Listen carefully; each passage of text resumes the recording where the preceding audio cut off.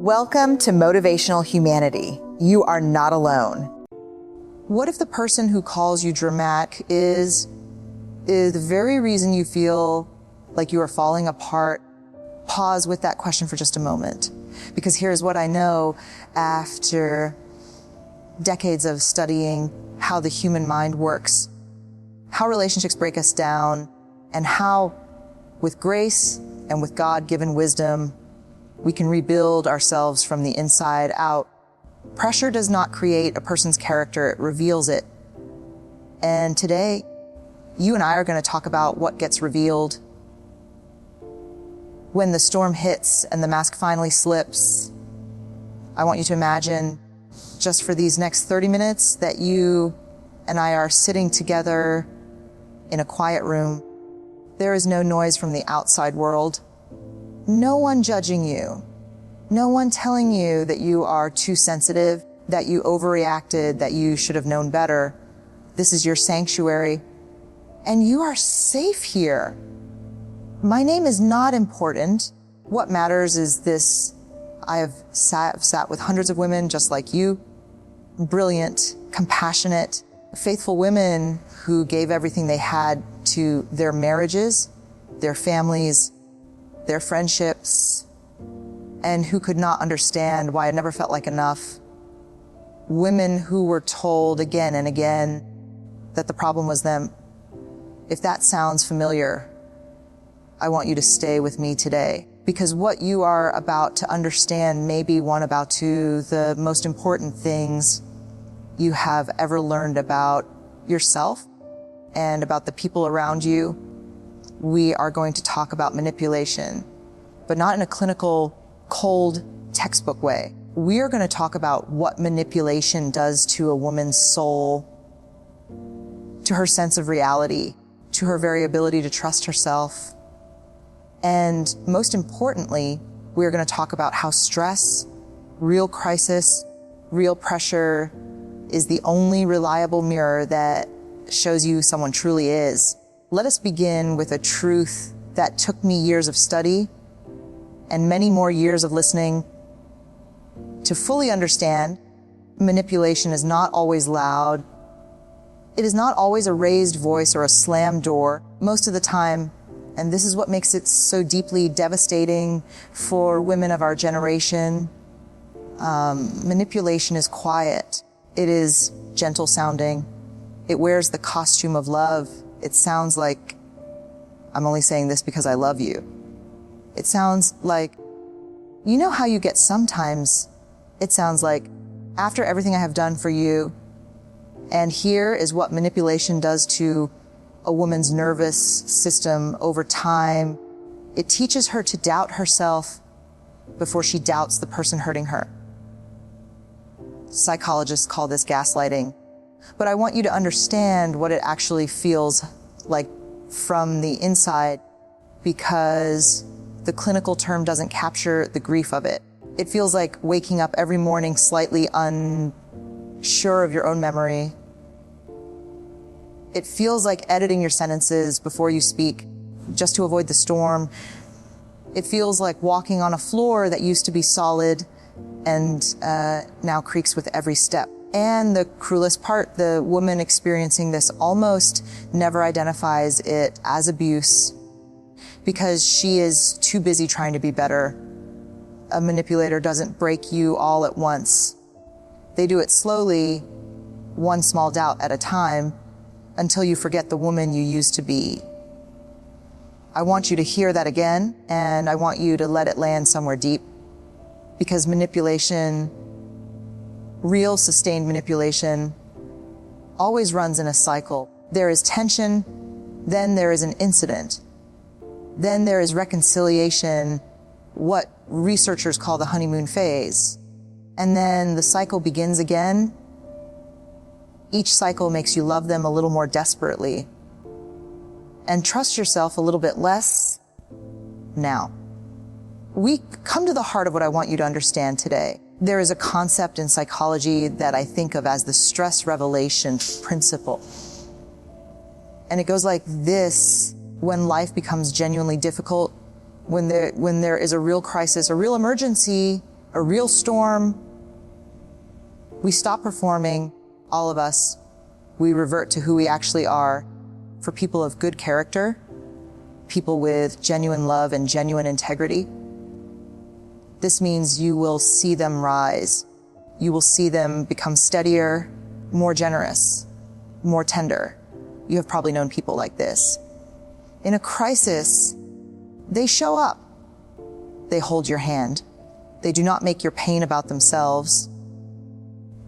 But for a manipulator, and this is the part I need you to really hear, high stress does something very different.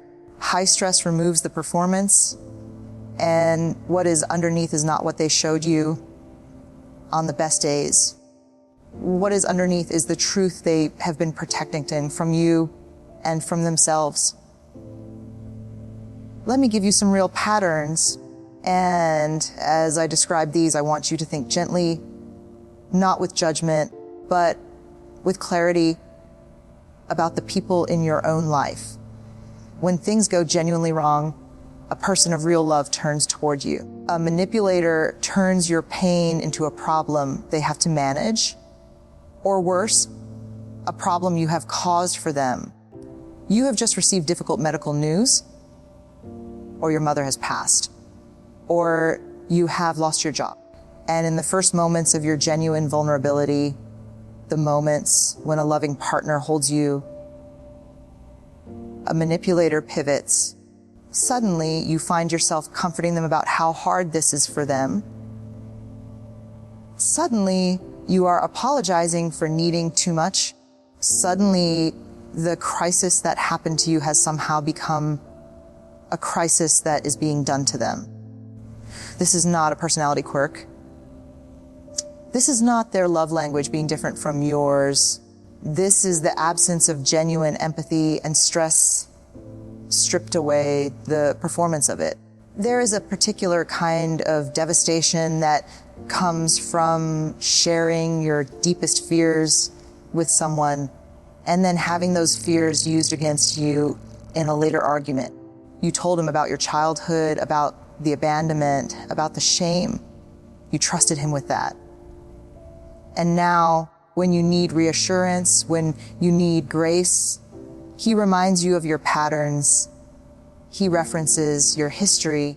He uses your own healing journey as evidence that you cannot be trusted. In the language of psychology, this is called coercive control. And under the pressure of a real crisis, the guard comes down and the manipulation becomes unmasked and undeniable. When life is genuinely hard, people of good character become a harbor. They regulate their own nervous system so that yours can find rest. A manipulator does the opposite. They escalate. They introduce new grievances. They start arguments in moments that require stillness. They manufacture chaos as a way of redirecting your attention away from what you need and back toward managing them. And again, this is not conscious strategy in every case. Many manipulators are not sitting somewhere in calculation. Some of them are simply people who have never learned to tolerate another person's pain without making it mean something about them. But intent does not change impact.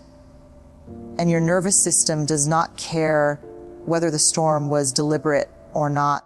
You still get wet. You cannot heal in the same environment that broke you. And you cannot see clearly from inside the storm someone else keeps creating. I know what some of you might be thinking right now. If it was so harmful, why did I stay? Why do so many women stay?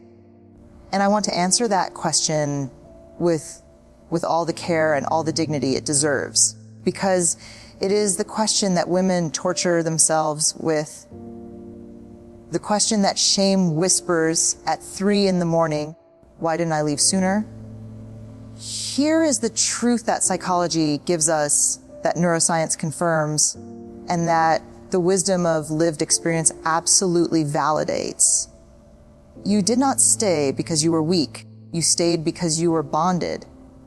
There is a biological process not a character flaw, a biological process called trauma bonding. It occurs when cycles of threat and relief, pain and tenderness, create a neurochemical attachment that is extraordinarily difficult to break. The same brain chemistry that bonds a mother to her child, that chemistry is hijacked by these cycles of manipulation. You are not foolish, you are human, and your capacity for love, the very thing they turned against you, is one of the most beautiful things about you. You also stayed because of something else, something we don't talk about enough. You stayed because you believed people could change, because you are a woman of faith, of hope, of extraordinary grace, and the world needs more of that, not less. The wisdom you are gathering now is not about becoming harder. It is about becoming wiser. It is about learning to channel your extraordinary love toward people who are actually capable of receiving it. Because here is what no one tells you, when you are in the middle of it. You cannot love someone into wholeness if they are not willing to do the work. You can be the most patient, the most forgiving, the most grace-filled woman on this earth. And it will not be enough to heal someone who does not want to be healed. You can be a lighthouse, steady, luminous, full of grace, without being responsible for every ship that sails past. Your light is yours to keep. So what do you do now? Whether you are still in a difficult relationship or you left years ago and are still healing from the aftershocks, the path back to yourself begins in the same place. It begins with this trusting your own perception again. One of the deepest wounds that long-term manipulation leaves is this: you stop trusting what you know. You second guess your instincts. You dismiss your feelings before anyone else has to. You do their work for them. So the first act of healing, the first real act of reclaiming yourself, is to begin the practice of listening to yourself again. I call this rebuilding your inner sanctuary. Your inner sanctuary is the quiet place inside yourself that knows. It knew something was wrong long before your mind was ready to accept it. It was the pit in your stomach before difficult evenings. It was the way your body tensed when you heard the door open. It was the relief, the deep, exhausted relief. When he was away, your body kept the score, and your body was telling you the truth. Step one, begin to document your own experience. Not for anyone else, not for a court, not for a therapist, not for your children, for you. Because writing down what happened in your own words is how you begin to give reality its proper weight again. Step two, find at least one person, one trusted, grounded, wise person who will simply listen without an agenda. Not someone who will tell you what to do, just someone who will say, I hear you, I believe you.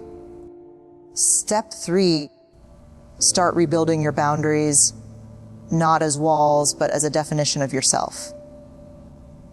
Boundaries are not about keeping people out. They are about knowing where you end and another person begins. A boundary is not, I will never love again. A boundary is, I will not accept behavior that requires me to shrink myself. A boundary is, I will not explain my healing to someone who is committed to misunderstanding it. Step four, and perhaps the most important, give yourself the extraordinary grace of time. Healing from long-term emotional manipulation is not linear. There will be days when you feel strong and clear and free. And there will be days when a song or a smell or a particular quality of afternoon light pulls you back, and you will grieve all over again. That is not weakness. That is how deep the love was, and love that deep deserves to be mourned. Healing is not a destination you arrive at. It is a direction you choose every single morning, even when your hands are shaking and your heart is still sore. Now, let us talk practically, because wisdom must be lived, not just understood. I want to give you what I call the 3-question test. These are not for judging others. They're for protecting yourself. Questions to return to whenever you feel confused, whenever your head and your heart in conflict. When things went genuinely wrong, who was there? Not who texted. Not who said the right words 3 days later. Who physically and emotionally showed up for you in the middle of the worst moment. Who sat with your pain without making it about themselves. The answer to that question is one of the clearest portraits of character you will ever see. How does this person treat others when they are inconvenienced? Watch how someone treats a server who brings the wrong order. Watch how someone speaks about their ex. Watch how someone talks about a colleague who received the promotion they wanted. A person's character is not revealed by how they treat you when they want something from you. It is revealed by how they treat people who can do nothing for them. After a conflict, does the relationship grow or does it shrink? Healthy conflict in a healthy relationship leads to deeper understanding. You fight, yes, but afterward there is more trust, more closeness, more clarity. In a manipulative relationship, conflict leads to smaller and smaller versions of yourself. After every disagreement, you feel more careful, more guarded, more uncertain of your right to your own feelings. You start to monitor yourself. You learn what topics to avoid. You develop a mental map of all the landmines in the relationship, and you spend your energy navigating that map instead of living your life. That shrinking, that careful, exhausting, self-erasing shrinking is not love. Love does not make you smaller. Love, real love, makes you more fully and joyfully yourself. I want to speak now to a specific woman. Maybe that woman is you. Maybe she is someone you love. She is still in it. She has not left, and she may not be ready to leave. And that is not a failure. That is where she is, and where she is deserves to be honored, not condemned. If you are that woman, I want you to hear this directly. You are not crazy. Your memory is not faulty. Your feelings are not an overaction. You are a woman of extraordinary depth and goodness who has been in the presence of someone who did not know how to hold that much love without trying to control it. And right now, today, you do not have to make any dramatic decisions. You do not have to leave or confront or announce anything. What you have to do today is simply this: begin to take your own perception seriously. Start building quietly a life inside your life that belongs only to you. A friendship, a journal, a practice, a corner of the garden that is yours. Build your inner sanctuary one small brick at a time, because the day will come, and it will come when you will need that foundation, and it will be there because you built it in the quiet, in the dark, in the in-between moments. You do not have to leave to begin healing. Sometimes the bravest thing you do is quietly, gently begin belonging to yourself again. We have covered so much today, and I want to bring it home to the place where wisdom lives, which is not the mind, but the heart. High stress situations do not create who a person is. They reveal it. They burn away the performance and leave only what is real. A person of genuine love and genuine character will become more tender under pressure, more generous, more honest about their own imperfections. They will turn toward you in the storm, not away. A manipulator under that same pressure will reveal the architecture of their survival, which is built on control, not on love, on performance, not on truth. And you who have been so faithful, so patient, so endlessly generous, you are not beyond healing. You are not too old, too tired, or too far gone. You are a woman in the middle of your story, not at the end of it. And the wisdom you have gathered, the hard way, the honest way, through tears and through grace, that wisdom is not wasted. It is yours. It belongs to you forever. Use it to build boundaries that protect your peace. Use it to love people who can receive love without weaponizing it. Use it to finally fully come home to yourself. May you come home to yourself gently, without judgment. May you trust the quiet voice is inside you that has always known the truth. May you grant yourself the grace you have given so freely to everyone else. May you build a life not around being needed, but around being at peace. May your boundaries become your sanctuary. May your wisdom become your freedom. And may you never forget, you were never too much. You were simply with someone who was not enough. Go well. Go gently. Go home to yourself.